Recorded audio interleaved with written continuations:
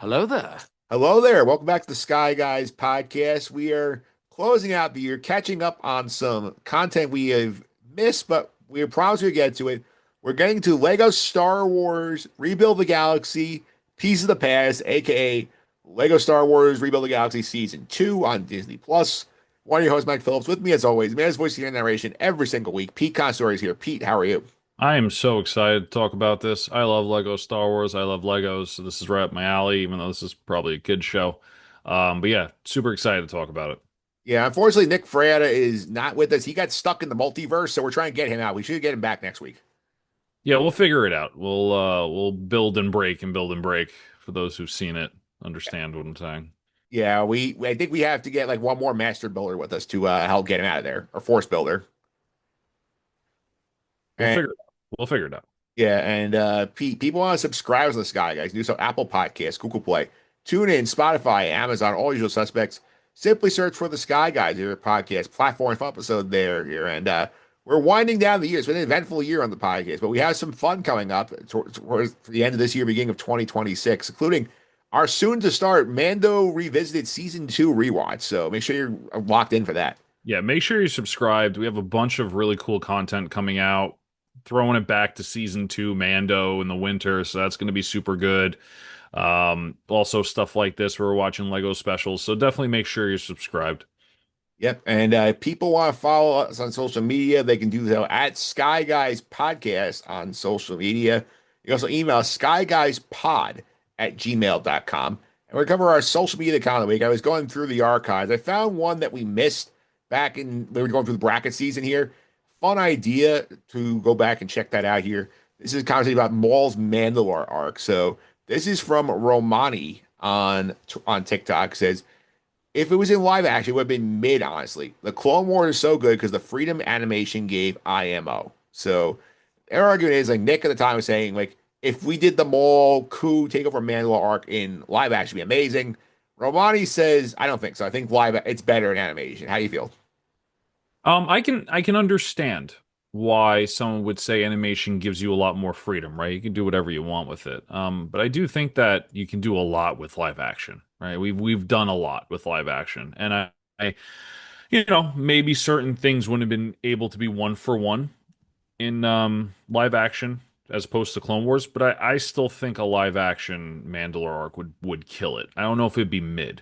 But I do understand the sentiment of or the opinion of saying like there's a lot more you could do with animation and this made it thrive, which I can agree with and I can understand. Yeah, I think in terms of mid, I could say, okay, like maybe your action is a little, has to be a little scaled down because you have to be realistic with the limits of physical actors and like stunt people. But I think Sure. like you might get more nuanced performances in terms of like the storyline, better writing. I think like you could really like make a meal out of the political machinations that Maul has when he basically takes over this planet. I mean, what I think of, a lot of people think of Game of Thrones, but I think of any other like show or movie where someone takes over a piece of land or takes over something else. I mean, usually those movies are quite intricate and or shows are quite intricate and quite story driven. That's why I feel like if they did just a show on this or put it in Mandalorian, I think it'd be brilliant. Yeah, I think it would be fun too. So I'll catch up on a piece of news that like has been floating around here. I didn't want to get into it yet, but interesting theory line in terms of storylines of the Star Wars news. I'll bring this up here. That apparently Keira Knightley, who you remember Keira Knightley's famous role in Phantom Menace. Yeah. The Yeah. the body double for Padme. Yes. So Keira Knightley has said on record, in an interview with Screen Rant, that she wants to help return to Star Wars and a spin-off progress focused on Sabe, her character from Phantom Menace, saying she wants to pitch to Disney and she's gonna put a phone call into Ryan Gosling and help connect her with people, her people with their people, and try and make this happen. So Pete, I love that Keira Knightley like is still invested in Star Wars and wants to do this, but this is literally a who asked for this situation. Yeah, look, I'm not going to judge. However, I don't even know where you'd begin to make a show about someone who is, as a security measure, being a body double for a princess. Yeah. Now, I'm not going to say you couldn't spin it in a weird way or a crazy way where, they go on action adventures, but like it just doesn't seem right to me. So, Look, good for her. Like I said, I won't judge. I just don't see this thing making the light of day, even if it is pitched to Disney. To be fair to Keira Knightley, I know there is stuff in the comic book realm with Sabe where like she tries to investigate Padme's death. That would be kind of fun if you could look into something like that. Okay.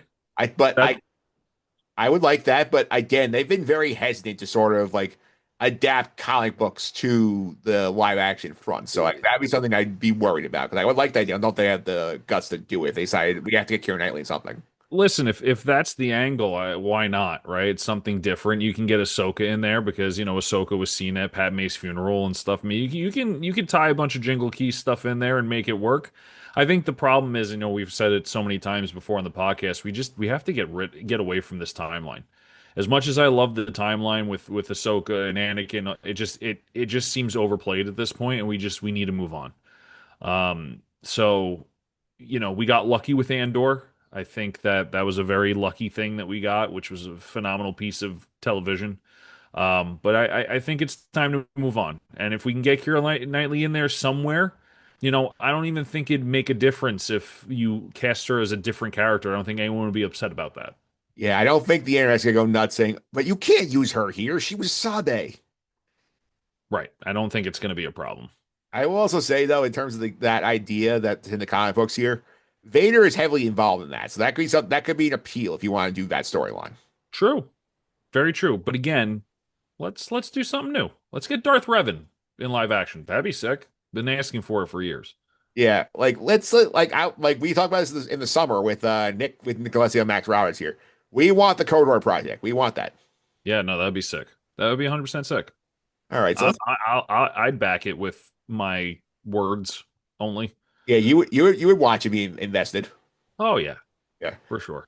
All right, so that's it for our little news catch up here. So, in terms of Lego Star Wars Rebuild the Galaxy Season 2, like Pete, I will say definitely fun because I think this is really the first Lego Star Wars project in the Disney Plus era to get a follow up because everything else has been standalone at that point, whether it was the holiday special, whether it was the Halloween one, Summer Vacation. This is the first thing where they said, okay, we can do more of this. I think they made a good call going back for more. I agree. What I don't understand is they marketed it as a standalone product, right? If you go on Disney Plus and you go to find this is something on its own. It's not attached to Rebuild the Galaxy at all. I personally think they should have made it a season two. You can give it a subtitle if you want.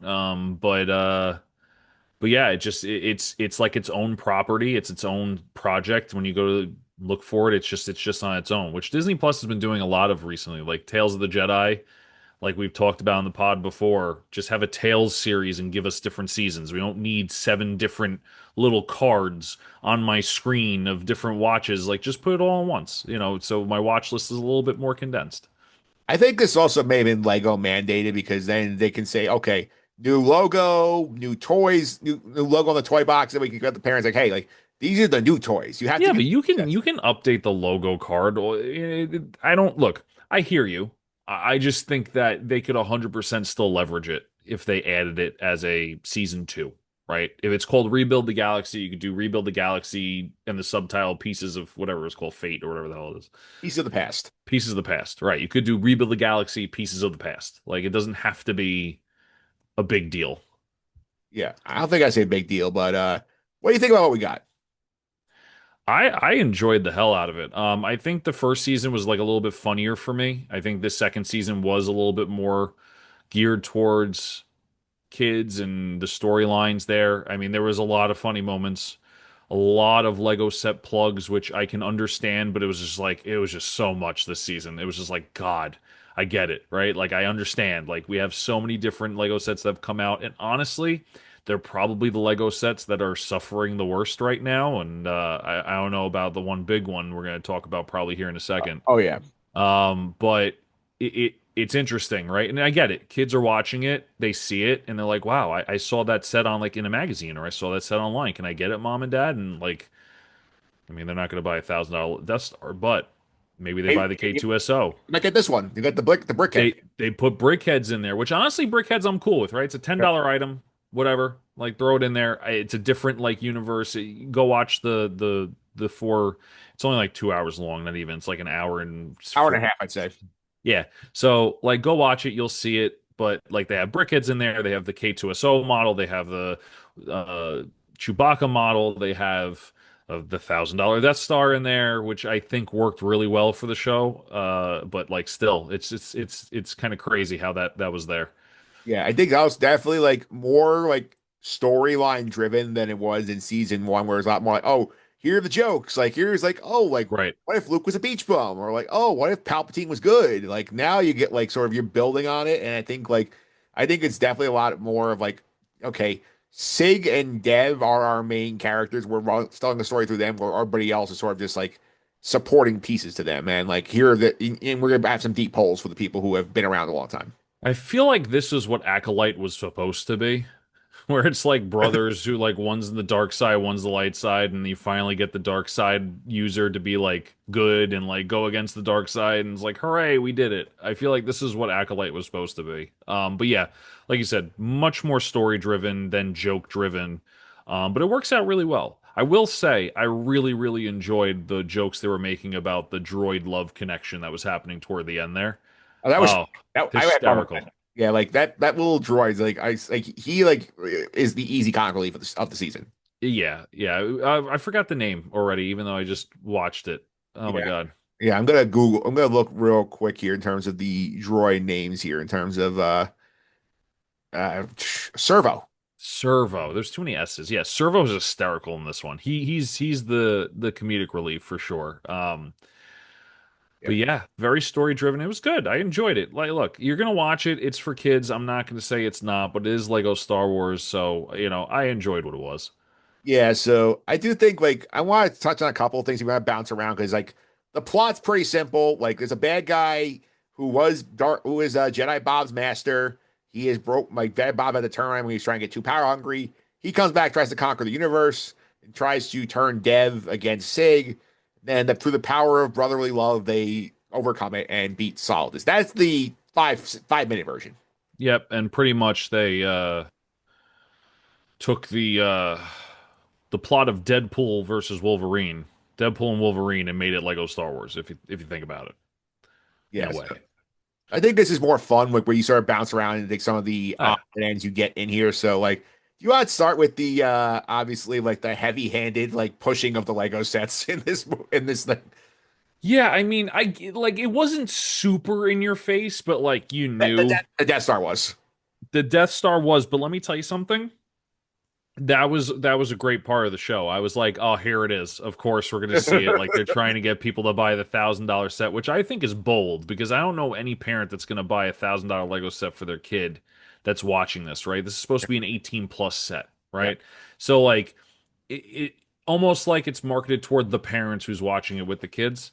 But it kind of works. Like the set itself, when you look at it, you're like, this just looks like a diorama, or whatever. But like when you watch it in the show, it's like, yeah, that makes sense why they did it that way. So it works, but it's in your face. It's like within the first, it has to be what, like He's in the first 10 minutes? episode. Yeah, I mean it's crazy. Yeah. It's a crazy setup there with that, and I do also like the boldness of like some of the sets you said you don't think are selling well, like the giant Chewbacca statue. Like I always see it sitting on the Well, shelves, not touched, and like I believe that's retiring, even though it just came out. I think they announced that it's going to retire. yeah, the K2SO is a new one. That's something else Brand new. that's brand new. Like Brick Ahsoka's been there a long time. Like that's something that's like I'll Brickhead Ahsoka is probably going to be a staple in the Lego community for a long time. It's going to be like the Millennium Falcon. yeah. And I think we did a good job showing off some of these. And obviously they did give you the new ship, the fire speeder that Dev and Sig build together. That looked pretty cool. That and the BB wing was pretty funny when The they BB made wing was BB-8 hilarious. as a thing. I have to say, when they called the Death Star the Battle Ball, I was crying. I thought that was Darth Jyn Urso like created the Battle Ball. I was like, this is perfect. They capitalized on that joke and oh, it was so good. Yeah, like literally like them like realizing that like when see here like Sig say Death Star, and then like it literally was the Drake laptop meme. They're like that's so much better than Battle Ball. Yeah, it's like like that's what we should. Why didn't we think of that? Yeah, that was fun. And I do want to go through some of the shouts they gave to deep polls here. Like, How'd you feel about the Lego Revan appearance, where like we did not get a ton more than what they showed us in the teaser clip? It was fine. Him and Darth Obi-Wan go, Yep. helping Solitus in his like home world was cool. I don't think we needed more. I think it's like cool. We got Darth Revan. Hopefully, there's a Darth Revan Lego set coming out, or he's in it. I don't know if that's already been confirmed or not. It's funny Um, because what the other bad guy in that game, Darth Malik, wasn't one of the anniversary minifigs, and they did the 25th anniversary last year. He was one of the bonus ones you could get in a set. yeah. So I mean, it's definitely a possibility. Like I said, someone could fact check me on that if Darth Revan's not already part of a set, if they haven't made another set for this show yet. But I think it was good. I think it was really good for what it was. It got me excited for Revan because I always love Revan. So yeah. Yeah, and I think a fun one we have to talk about here is Jackson the Rabbit, because that is probably one of the deepest pulls That was I've ever seen them I make. had to look that up. That was like in an original comic, like back in the day, right? He was in one of the Star Wars comics from 1978. He was like a smuggler or something, Yeah, or he's a smuggler in those yeah, comics. yeah. I had to look that up. I was like, "Who the hell is Roger Rabbit? Why is he here? Why do we have a rabbit?" And I was like, "Oh shit, look at that. That's crazy." Yeah, yeah, voiced by Ben Schwartz, who's always a great comedic actor. So fun voice to have in there. And Jackson is just one of those ones that like you're probably going through the Star Wars stuff, the Lego people like this is something that will jump out to the children. Like I will ask who this rabbit is, and I'm sure there'll be sets Yeah, with Jackson as a minifigure or something out soon. probably. I mean, I think there's going to be a couple sets for this show coming out. Yeah, I think the Fire Speeder is going to be one of them. I think it's going to be a smaller set, even if it's a poly bag or something like in the $50 range. yeah. You know. I think like Jackson though, I think like was very entertaining for what he was on screen. He's like very sarcastic. Oh yeah. Oh yeah.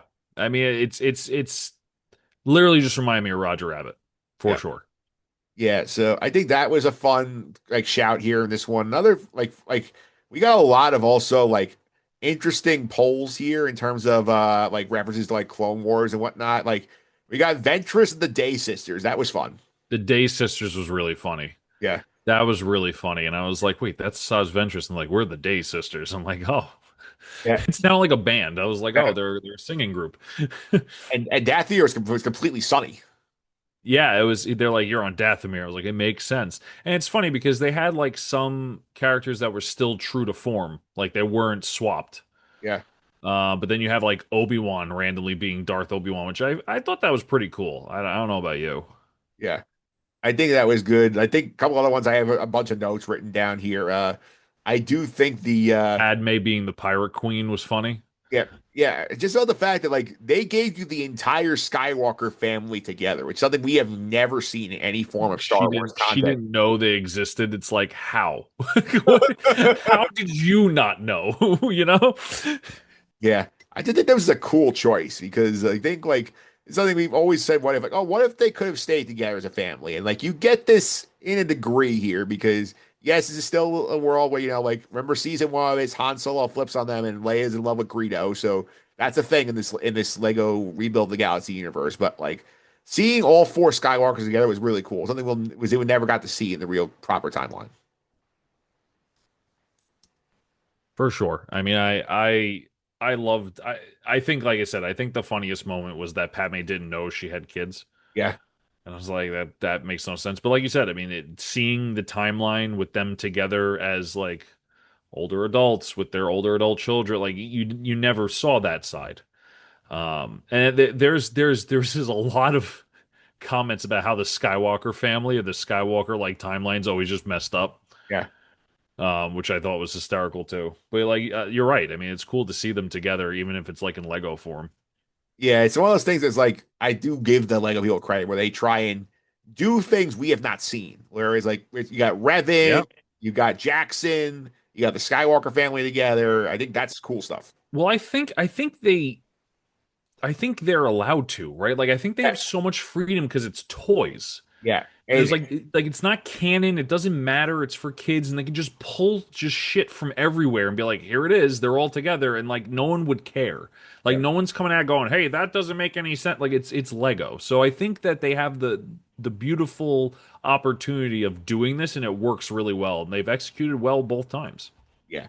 Definitely feel like there was also a lot of like Andor references in here after I saw how well Andor did this time. I mean, like You had Pirate Cassian Andor working for Padme. You had the K2SO of it all. Like there was a Yeah. lot of interesting stuff there. Pirate Cassian Andor was hysterical because he seemed very dramatic. Very just like, yes, for the rebellion. Meanwhile, he's never like that. And I Yeah. just found that really, really funny. It's like they gave him this, like they said, like, okay, you have to be like a serious stage actor in this. Right, right. Yeah, no, it was super good. I mean, look, I recommend it if you're a fan of Lego and you're a fan of Star Wars and you like cheap laughs and like stupid laughs, like definitely watch Rebuild the Galaxy and then the second one for sure. Yeah. A couple other ones I throw out here, like so the Mandalorian polls here. How about the Lando, Lorian, and Grogu? Also fantastic. Yeah. When that was Lando Calrissian, I literally went, "That's the Landalorian," and then it popped up. Like, thank God they could do this because I think it's great. You give those different sides of things and that you can make fun. I mean, I think they made fun of the sequels at one point. Like they just Yeah, make they fun did. of everything because they know like it's this is all stupid stuff. So it's Lando. I'm a big fan of the Landalorian. Yeah. It was Mandalorian was a lot of fun, and Billy D. And they Williams. kept calling him Baby Yoda, which I found hysterical too.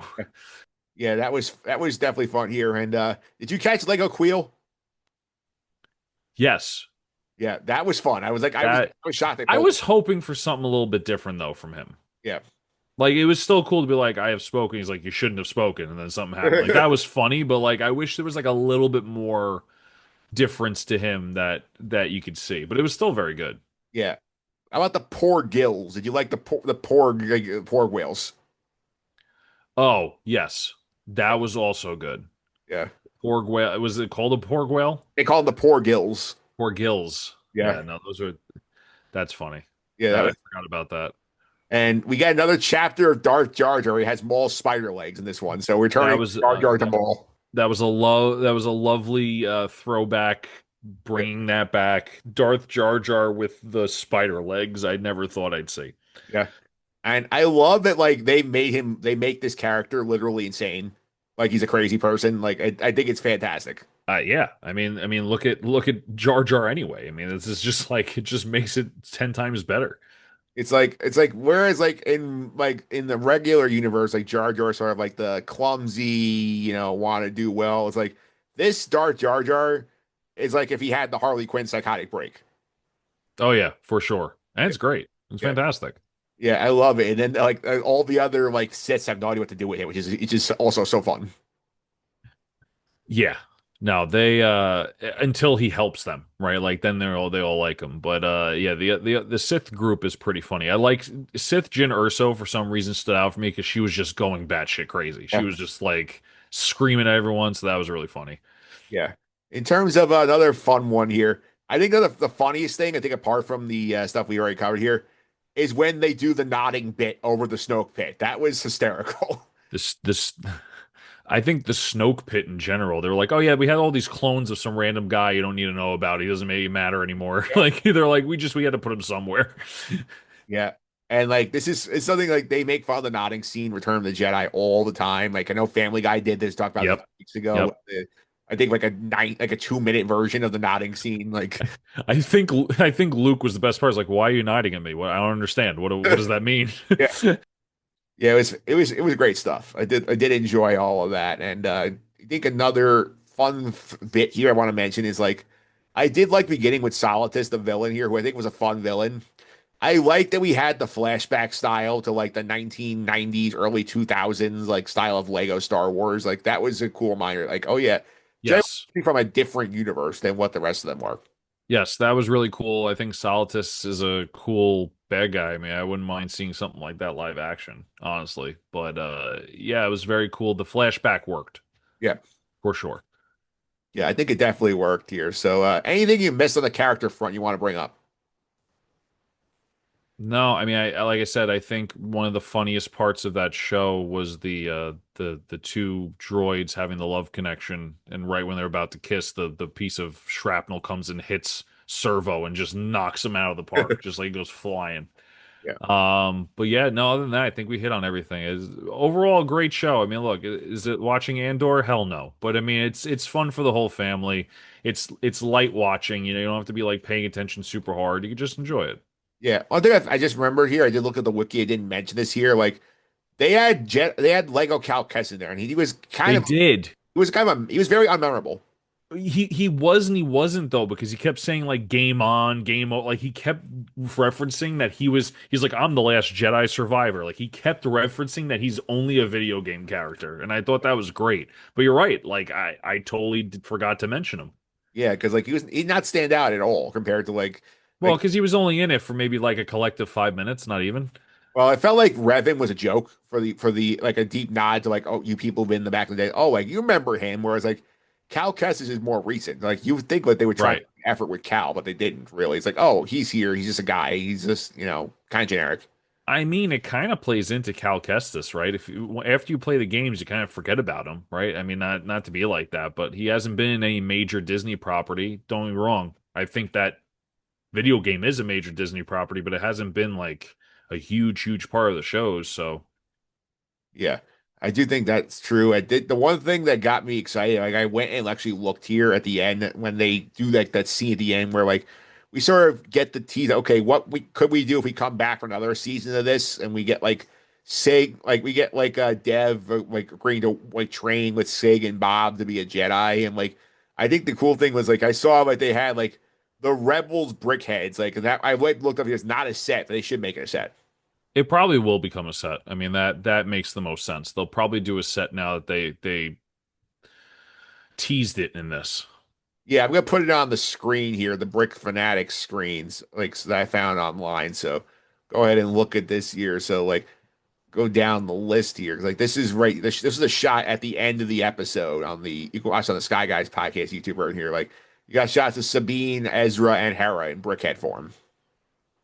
I can't see them not making that, especially with Ahsoka being out. This, like, I think that's going to be a new set Yeah, this they might be teasing something they're planning to do for Ahsoka too. for sure. Probably. All right, so we'll wrap up real quick here. A couple of things here, like better or worse than season one, you think? Storyline wise, I think better, but for laughs, I think it was a little bit worse, Yeah, I think they tried to go a little more serious with this one, and I'm not sure how well it which landed. is fine. There were enough jokes though that you were able to keep you invested. Yeah, it was definitely fine. I just think it was different. I don't think it was bad or worse. I think it's like you swapped one for the other. Yeah, I think so here. And do you want another season? Would you like a third season of Rebuild the Oh Game? yeah.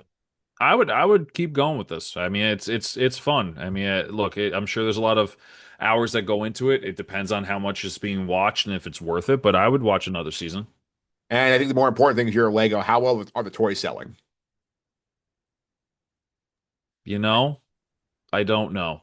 'Cause I think at I this think point, I think Lego is starting to outprice themselves a little bit, and I think it's going to be showing. I mean, look at Chewbacca. The Chewbacca set is being retired after only being out for like 2 years. yeah, I don't have sales numbers when it comes to the new Death Star. I don't think this show is making the new Death Star sales go flying through or the K2SO ones go flying through the roof, but any kind of advertising and marketing is helpful, right? So it might affect it, but I think that Lego needs to take a step back when it comes to these, IPs that they license and say, look, like what's a realistic number that people would buy? And I think the $1,000 mark is definitely pushing it, especially for what we got in the Death Star. yeah, I did. I'm looking right now on the Lego website to see what sites they have on sale from this season. Obviously, the Dark Falcon was a massive hit. They're still selling that one, and they That's going to be a hit for a long time coming.